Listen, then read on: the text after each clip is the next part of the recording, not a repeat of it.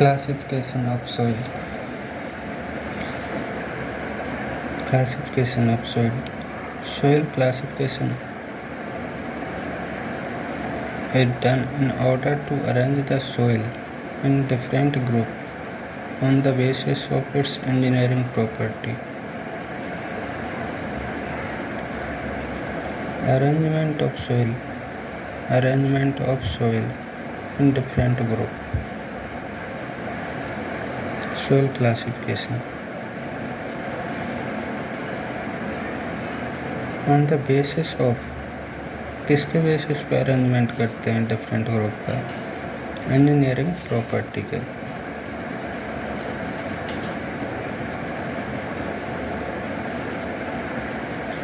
Particle size distribution classification. Particle size distribution classification. In this method, soil can be classified on the basis of particle size. It is termed as clay, sand, silt, gravel, cobble,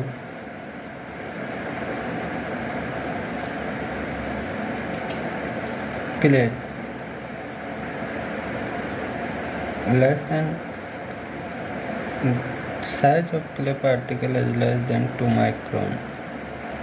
clay कहलाती है। Silt 2 micron से 75 micron silt कहलाती है। अब silt 3 part में divide किया गया है: fine silt, medium silt, course silt. Fine silt 2 micron से 10 micron fine silt. Medium silt 10 micron से 20 माइक्रोन मीडियम सिल्ट। 20 माइक्रोन से 75 माइक्रोन कोर्स सिल्ट हो गई। सैंड एंड, जो सैंड है वो 3 ग्रुप में डिवाइड की गई है सिल्ट की तरह ही: मीडियम, फाइन, कोर्स। 75 माइक्रोन से 4.75 mm के पार्टिकल को सैंड कहा जाता है। Medium sand, fine sand, coarse sand. Medium sand बोलते हैं, फाइन सैंड हम बोलते हैं 75 माइक्रोन से 0.425 mm तक। 75 माइक्रोन से 0.425 mm फाइन सैंड बोलते हैं इसको। कोर्स मीडियम सैंड बोलते हैं 0.425 mm से 20 mm, नहीं 2 mm। कोर्स सैंड बोलते हैं 2 mm से 4.75 mm।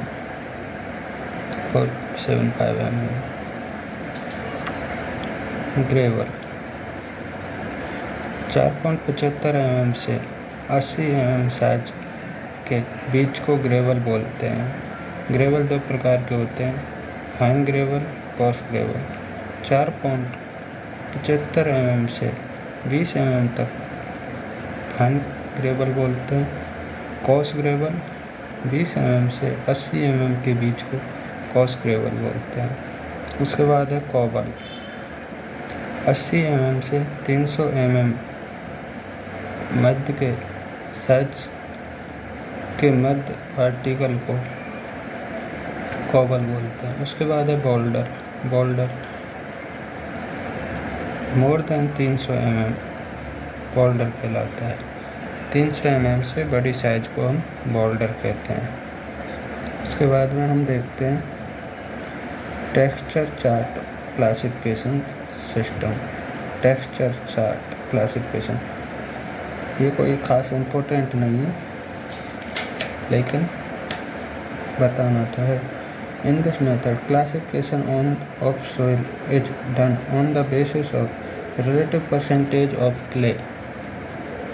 Relative percentage of clay मतलब texture chart classification relative percentage of clay, silt, sand present in soil पर निर्भर करता है। Relative percentage of clay, sand, silt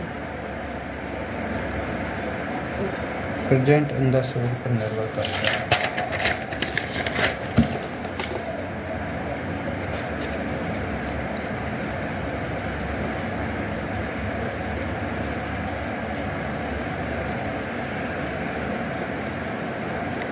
ऐसे ये ट्रायंगल है, ट्रायंगल बनाते हैं। इसमें एक ट्रायंगल होता है, एक साइड में सैंड होती है, एक साइड में क्ले होती है, एक साइड में सिल्ट होती है। तो फिर हम देखते हैं कि हमको ऐसे दिया होता है कि क्ले 30% है, सैंड 40% है, सिल्ट 30% है। तो अब इसमें हम देखते हैं कि सबसे पहले क्ले देखा, क्ले 30% है, मतलब 30% का मतलब कि क्ले 30% है। तो क्ले को हम देखा कि क्ले 30% है, ये क्ले है तो इससे 30% ये देख लिया, ठीक है, क्ले 30% हो गया। उसके बाद में हम देखते हैं कि सैंड 40% है, तो हम सैंड को देखते हैं, सैंड ये रहा, तो ये इसको देखते हैं हम 40%, ये लाइन खींच दिया, ठीक है। उसके बाद में हम देखते हैं सिल्ट 30% है, 30% से ये लाइन खींच दिया। अब ये जहाँ पे क्रॉस कर रहा है तो वो किस सेगमेंट में, किस पार्ट में क्रॉस कर रहा है। जैसे कि ये हो गया लॉम, ये हो गया क्ले लॉम, ये हो गया क्ले, तो उस हिसाब से इसको देखते हैं। जैसे कि ये है क्ले, सैंड, सिल्ट तीनों हैं, तो इसमें ये क्ले लॉम है। कोई भी सोइल मोर देन 50% हो तो सोइल का नाम उसी सोइल का होता है, तो सोइल का नाम उसी सोइल का होता है। जैसे कि मोर देन 50% हो कोई सोइल, तो सोइल का नाम उसी सोइल का होता है। जैसे कि अगर क्ले होती इसमें 50% से ज़्यादा, तो इसको हम बोलते clay Lomb.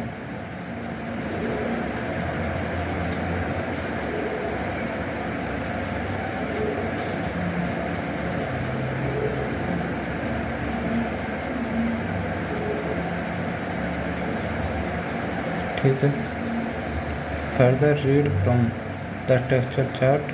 This method is suitable for describing the coarse grained soil rather than clay soil, property of which are less dependent upon particle size distribution. This method is suitable for coarse grained soil. coarse grained soil के लिए suitable है, coarse grained soil के लिए suitable है।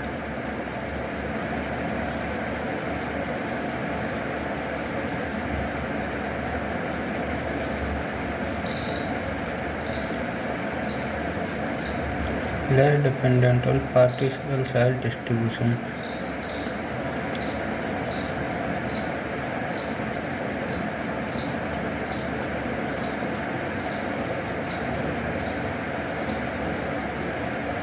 क्योंकि particle size distribution पर जो depend करता है उसके लिए यह सूटेबल है।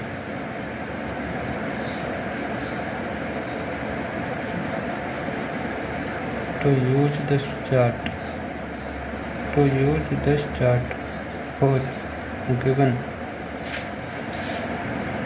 percentage of three constituent forming a soil line are drawn parallel to the three sides of equilateral triangle, and their common point of intersection is noted to fall in a particular region in texture।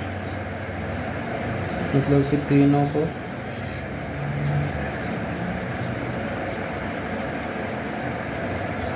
यहाँ पे मैंने आपको बताया था कि जो तीनों हैं ये किसी कॉमन पॉइंट पे क्रॉस करेंगी,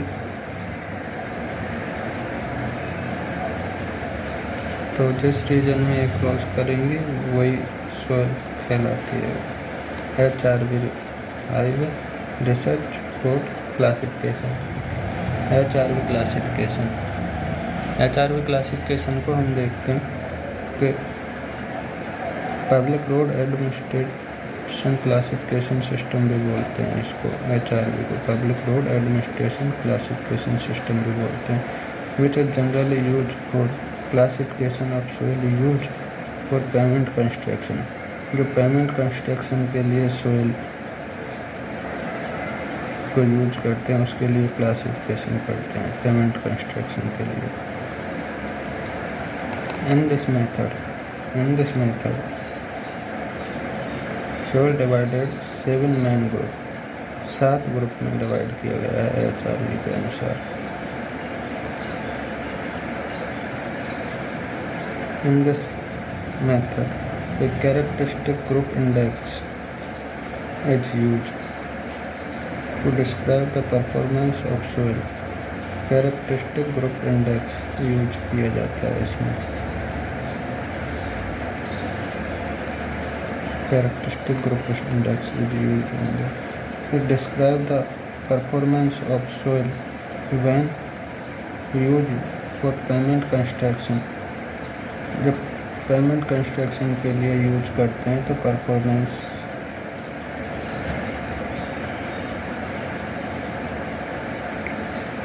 देखते हैं सोइल का। It is not use for place the soil in particular group. It is not use to place the soil in a particular group.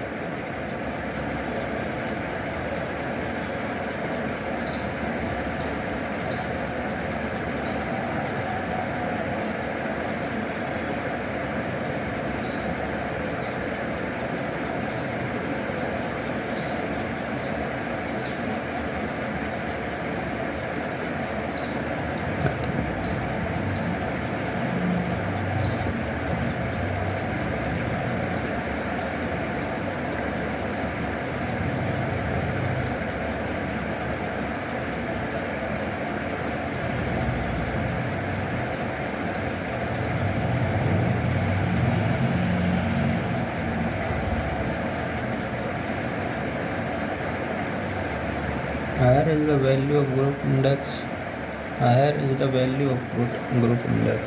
Group index की वैल्यू अगर हायर हुई, group index higher हुई तो soil poor होगी, index higher हुई तो soil poor होगी। With quality of material to be use for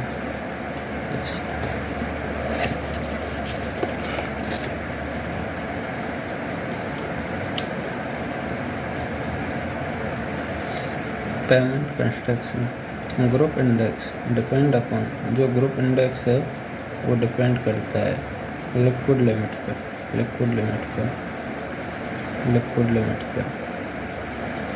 plastic limit पे, लिक्विड लिमिट पे, प्लास्टिक लिमिट पे, percentage of particle passing through 75 mmC। जो percentage of particle passing through 70 mmC।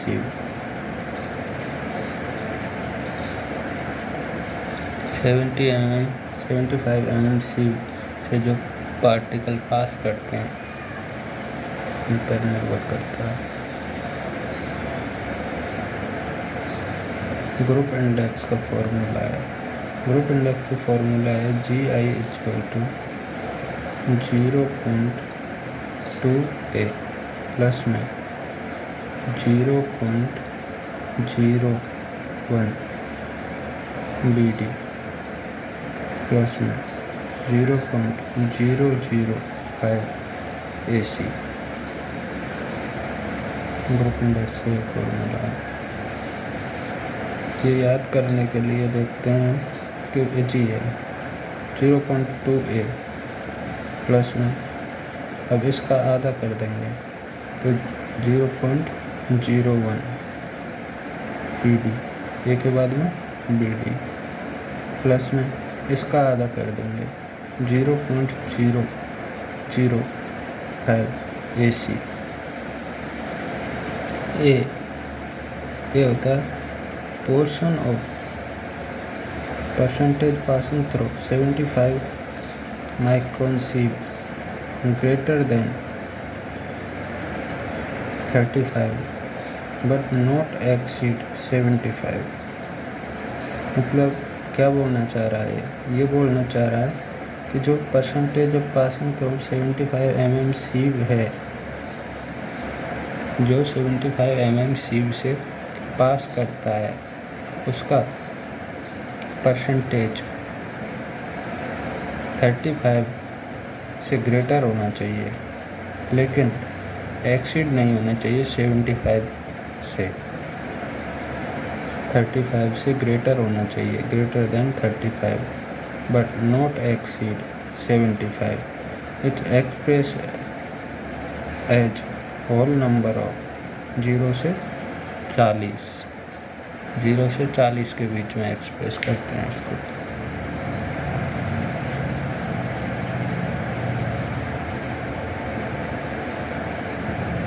मतलब ए तो हो गया 75 mm से ये पास करता है, percentage of particle passing through 75 micron which is greater than 35 and not exceeding 75 से एक्सीड नहीं करना चाहिए और 35 से बड़ा होना चाहिए। ये 0 से 40 के बीच में होता है। अब हम देखते हैं बी को portion of 75 micron सीव passing from 75 micron sieve greater than 15 से बड़ा होना चाहिए एंड नॉट एक्सीडिंग 55 से छोटा होना चाहिए। 75 micron sieve greater than 15 but not exceed 55 से छोटा होना चाहिए। Express as whole number between 0 से 40। समझे बात को? मतलब कि जो ए है उसके बारे में बोल रखा है 75 माइक्रोन से तो पास होना चाहिए, लेकिन एक कंडीशन है 75 माइक्रोन से पास होना चाहिए, लेकिन 35 माइक्रोन से बड़ा होना चाहिए और 75 माइक्रोन से छोटा होना चाहिए। ठीक है। और हम देखते हैं कि 0 से 40 के बीच में इसकी रेंज होती है। और बी के लिए 75 माइक्रोन से पास होना चाहिए, लेकिन 15 माइक्रोन से बड़ा होना चाहिए और 55 माइक्रोन से छोटा होना चाहिए। अब हम देखते हैं सी क्या है इसमें? Portion of numerical liquid limit greater than 40 but not exceed 60। जो लिक्विड लिमिट है वो 40 से ग्रेटर होनी चाहिए, लेकिन 60 से छोटी होनी चाहिए, 60 से कम होनी चाहिए। एक्सप्रेस 0 से 20। 0 से 20 के बीच में इसकी रेंज होती है। 40 से बड़ी होनी चाहिए, greater than 40 but not exceeding 60 से छोटी होनी चाहिए। Portion of numerical plasticity index is greater than 10 but not exceeding 30। Greater than 10 but not exceeding 30। Express as whole number 0 से 20। 10 से बड़ा होना चाहिए, लेकिन 30 से छोटा होना चाहिए। 0 से 20 के बीच में। प्लास्टिक इंडेक्स, ये तो है प्लास्टिक लिमिट, यह है प्लास्टिक लिमिट, यह है प्लास्टिक इंडेक्स।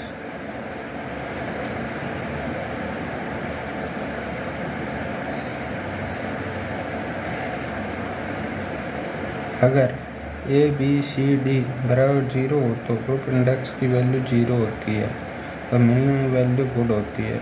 और ए बी बराबर 40 हो और सी डी बराबर 20 हो तो ग्रुप इंडेक्स की वैल्यू मैक्सिमम होती है 20 के बराबर। इसकी रेंज 0 से 20 के बीच में ही होती है। Quality of material, quality of material group index. तो एक्सीलेंट क्वालिटी किसको बोलेंगे? 0 से 4 के बीच में अगर ग्रुप इंडेक्स की वैल्यू हो तो एक्सीलेंट बोलेंगे, और 4 से 20 के बीच में हो तो उसको पुअर या एवरेज बोलेंगे। एक्सीलेंट से गुड मतलब एक्सीलेंट गुड, और एवरेज से पुअर या फेयर से पुअर।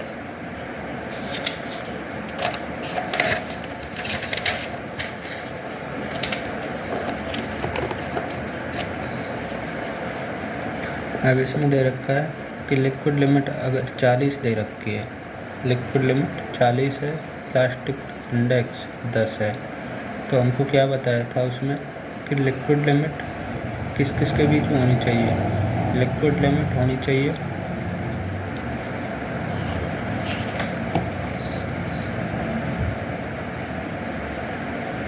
लिक्विड लिमिट 40 से 60 के बीच में होनी चाहिए। लिक्विड लिमिट 40 से 60 के बीच में होनी चाहिए। लिक्विड लिमिट 40 से 60 के बीच में होनी चाहिए। और plastic index, plastic city index 10 से 30 के बीच, 10 से 30 के बीच में होनी चाहिए। 10 से 30 के बीच में होनी चाहिए।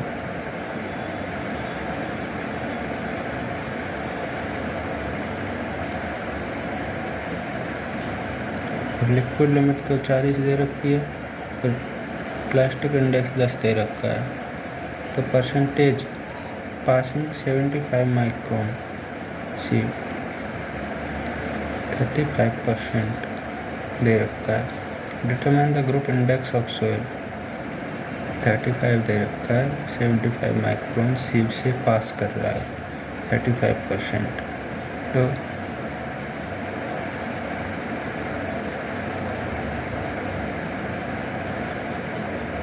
ए की वैल्यू मतलब कि 35 से बड़ी होनी चाहिए, ए की वैल्यू 35 से बड़ी और 55 से छोटी होनी चाहिए, 75 से छोटी होनी चाहिए। तो ए की वैल्यू 35 से बड़ी होनी चाहिए, तो 35 से कितनी ज़्यादा बड़ी है तो वो ए होगी, तो इसमें ए की वैल्यू 0 हो गई। बी की वैल्यू ए की वैल्यू 35 से 75, बी की वैल्यू है 15 से 55 के बीच में होती है। बी की वैल्यू 15 से 55 के बीच में होती है, तो 35 में से 55 घटा देंगे, 15 घटा देंगे तो 20। बी की वैल्यू सी की वैल्यू 40 से 60 के बीच में होनी चाहिए, तो 40 से 60 के बीच में होनी चाहिए, तो 40 से कितनी ज़्यादा ऊपर है 0। और डी की वैल्यू 10 से 30 के बीच में होनी चाहिए, तो 10 से कितना ऊपर है 0। तो ग्रुप इंडेक्स का वो हमको दे रखा है 0.2, ए प्लस में 0.01, बी डी प्लस में 0.005, ए सी। तो हमको सारे वैल्यू दे रखे हैं।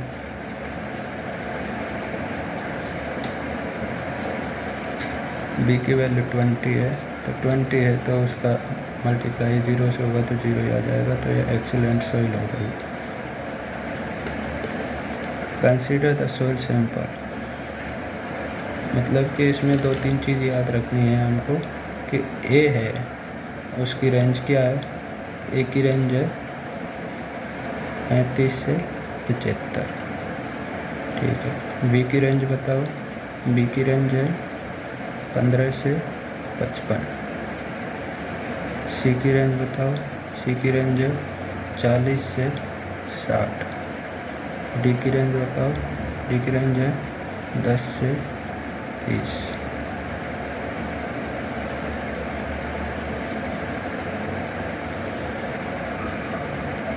ये याद रखना है, ये रेंज है।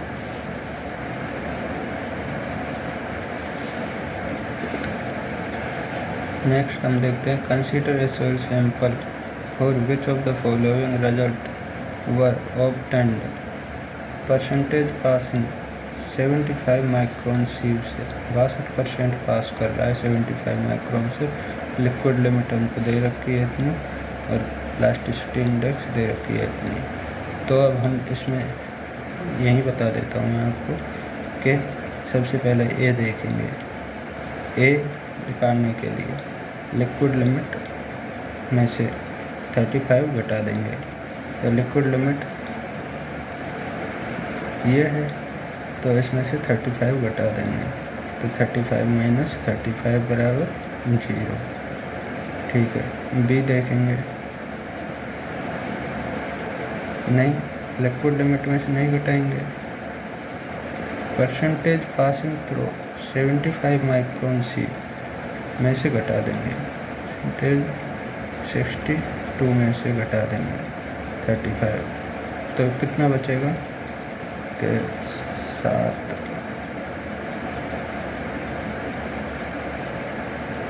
25 और 2 27 बच जाएगा। उसके बाद में बी देखते हैं। तो percentage passing through 75 micron sieve में से घटा देंगे हम 35 से 75 और 15 से 55। तो ये घटाएंगे तो कितना बचेगा 50। 62 में से 10 गया तो 52 में से 5 गया तो 47।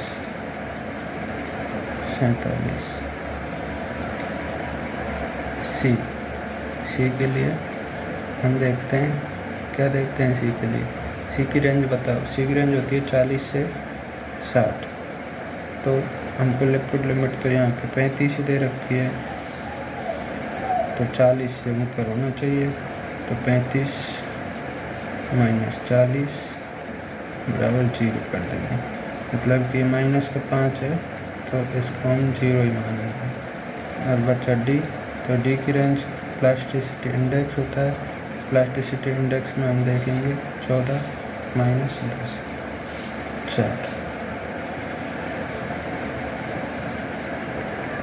तो अब ये यहाँ पे रेंज देखें हम, तो ये रेंज आ गई 0 से 40 के बीच में होता है तो not more than 40।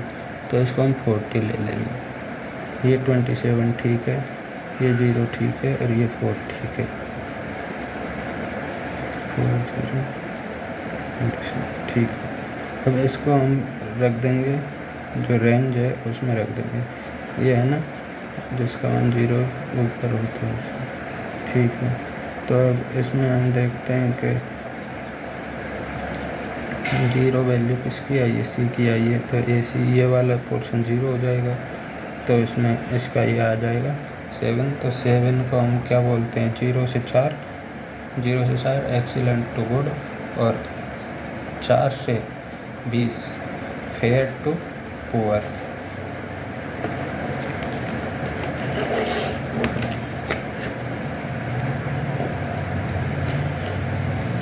Indian soil classification system, ये हम नेक्स्ट लेसन में करेंगे।